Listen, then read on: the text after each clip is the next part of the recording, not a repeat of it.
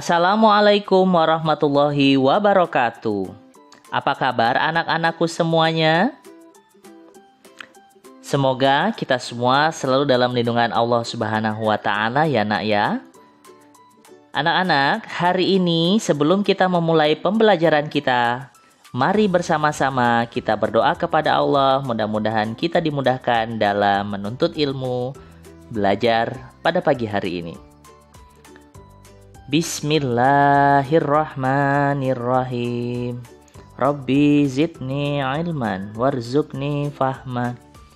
Ya Allah, tambahilah ilmuku dan pertinggilah kecerdasanku. Amin ya robbal alamin.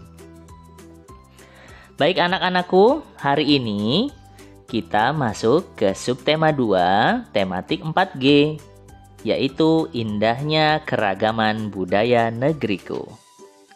Nah, terkait dengan keragaman, yang pertama kita akan belajar menentukan kata-kata sulit dan gagasan pokok dari setiap paragraf sebuah teks bacaan. Kita bisa mulai mencari kata-kata sulit dan gagasan pokok dari teks bacaan tentang warisan leluhur suku Kajang pada halaman 39 dan kearifan lokal suku Baduy pada halaman 40 buku paket tematik 4G. Setelah kita membaca tentang kedua teks tersebut, kita dapat menemukan kata-kata sulit yang belum kita ketahui artinya. Nah, contohnya, kita bisa mencari tahu istilah-istilah yang ada pada suku Kajang. Contoh yaitu seperti papasang. Nah, kata papasang tentunya kita tidak mengetahui apa itu. Nah, dengan kita mencoba mencari kata-kata sulit dari teks bacaan suku Kajang, maka papasang ini dapat kita coba untuk cari tahu. Nanti kita bisa gunakan Kamus Bahasa Indonesia atau kita juga bisa mencarinya melalui Google Search. Betul sekali anak-anak. Biasanya kita akan temukan di Wikipedia. Kemudian, setelah kita menentukan kata sulit dan artinya, kita dapat menentukan juga gagasan pokok dari setiap paragrafnya. Seperti yang sudah kita pelajari sebelumnya ya nak, tentang gagasan pokok dan gagasan pendukung. Baik, setelah kita mendapatkan kata sulit dan artinya, menentukan gagasan pokoknya, maka kita tahu informasi yang ada pada kedua teks tersebut. Setelah itu, kita dapat membandingkan antara kedua suku tersebut dengan mencari persamaan dan perbedaan dari kedua suku tersebut. Seperti pada diagram halaman 41 buku paket kita. Nah, anak-anak, tentunya sudah bisa dimengerti ya. Kita akan melanjutkan yang kedua, yaitu melakukan percobaan gaya listrik dan perubahan energi listrik. Gaya listrik, ada listrik statis, ada listrik dinamis. Listrik statis yaitu listrik yang listrik statis itu diam. Sementara listrik dinamis artinya bergerak dan bertenaga. Iya.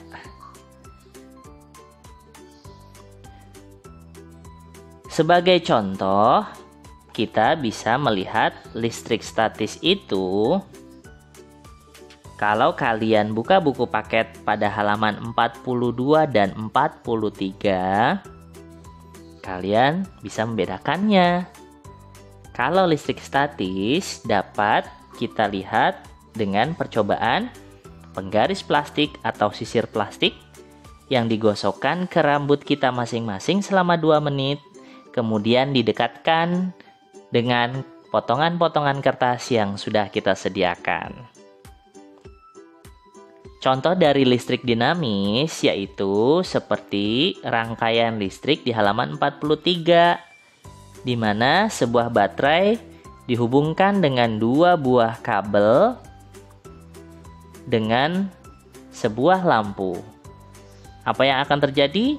Ya, listrik dari baterai akan mengalir dan melewati lampu kembali lagi ke baterai untuk muatan positif dan muatan negatifnya. Baik anak-anakku, listrik statis dan dinamis kita sudah bisa melihat perbedaannya ya. Kemudian kita harus tahu ternyata listrik atau energi listrik itu dapat diubah. Selama ini kan kita sudah tahu ya bahwa energi itu tidak dapat diciptakan dan tidak dapat dimusnahkan, tetapi dapat dirubah. Betul sekali. Kali ini energi listrik itu dapat dirubah menjadi beberapa macam energi. Yang pertama, energi listrik dapat diubah menjadi energi panas.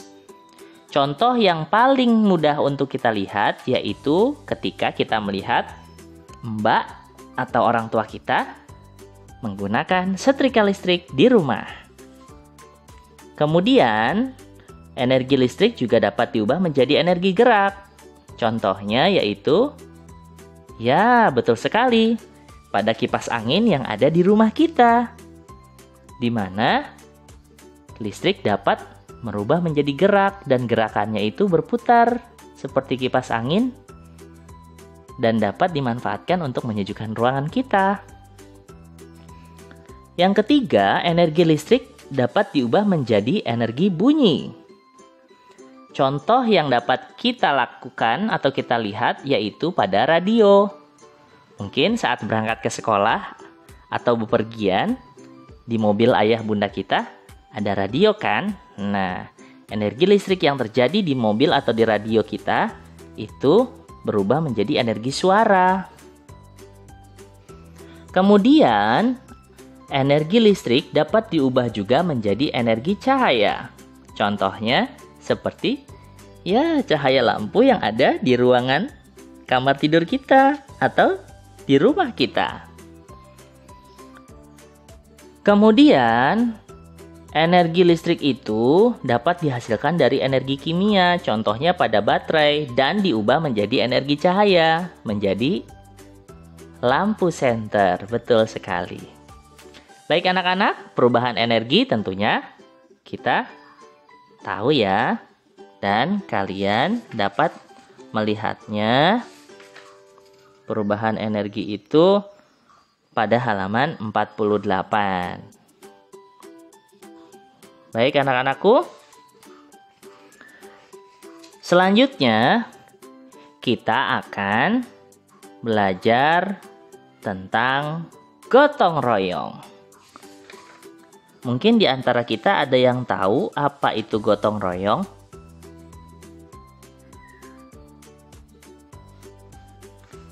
Iya, gotong royong itu adalah melakukan sebuah pekerjaan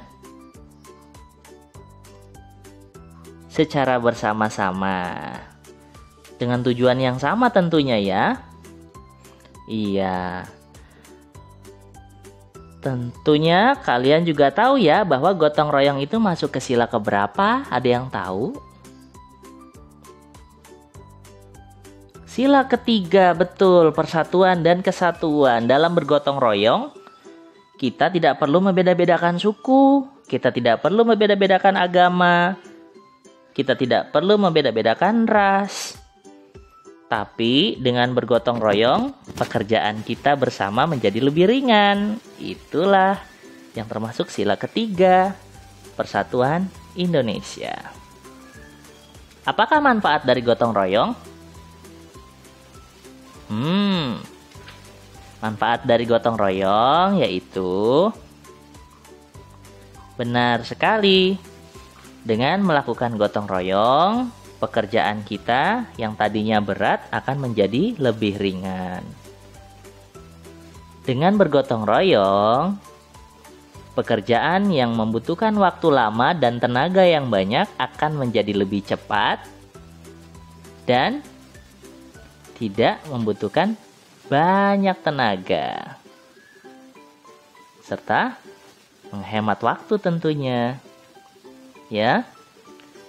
Dan dengan bergotong royong, tentunya keakraban antar kita dengan sesama teman atau tetangga kita akan semakin akrab dan lebih dekat, sehingga akan tercipta, benar sekali, tercipta persatuan di antara kita semuanya. Baik anak-anakku, setelah kita membahas tentang gotong royong, kita lanjutkan dengan membahas keunikan-keunikan yang ada di Indonesia. Yang pertama adalah tentang keunikan rumah adat. Ada yang tahu rumah adat dari suku Baduy di Banten? Iya, betul sekali. Rumah adat Sulah Nyanda. Kalian dapat melihatnya di halaman 54. Kemudian ada juga rumah adat Kojang Leko. Ada yang tahu dari mana? Benar sekali. Dari Provinsi Jambi. Betul sekali, di Sumatera ya. Nah, anak-anak, untuk menjelaskan keunikan rumah adat, yang perlu kita ketahui yang pertama adalah nama rumah adatnya. Kalau kita sudah tahu nama rumah adatnya, kita dapat mengenalnya dari bentuk rumah adatnya. Setelah kita tahu bentuknya, nah kita juga harus tahu bahan baku pembuatannya. Apakah terbuat dari semen atau batu, atau terbuat dari kayu sebagai bahan dasar pembangunan rumah adat tersebut. Kemudian, dalam setiap rumah adat, ternyata jumlah ruangan juga berbeda-beda ya nak. Dan tentunya ruangan-ruangan tersebut memiliki fungsi-fungsi yang berbeda. Nah, kalian dapat membaca tentang rumah adat Sulah Nyanda dan rumah adat Kojang Leko. Setelah kalian tahu bentuk, bahan baku, jumlah ruangan, dan fungsi ruangan, kalian dapat mencari persamaan dan perbedaan dari rumah adat tersebut, seperti di halaman 55 dengan membuat sebuah diagram. Selanjutnya, kita juga membahas tentang keunikan pakaian adat daerah. Ternyata dengan suku yang begitu banyak, kita memiliki banyak sekali pakaian adat daerah. Di antaranya ada pakaian yang dipakai saat pawai pakaian adat wujud cinta budaya di halaman 59. Itu merupakan contoh dari upaya pelestarian pakaian adat yang ada di Indonesia. Kita juga sering melaksanakan Hari Kartini bagi anak-anak TK khususnya, menggunakan pakaian-pakaian daerah atau pakaian-pakaian adat yang sesuai dengan suku dan budaya kita masing-masing. Setelah kita membaca tentang keindahan pakaian adat Nusa Tenggara Barat di halaman 60 dan 61,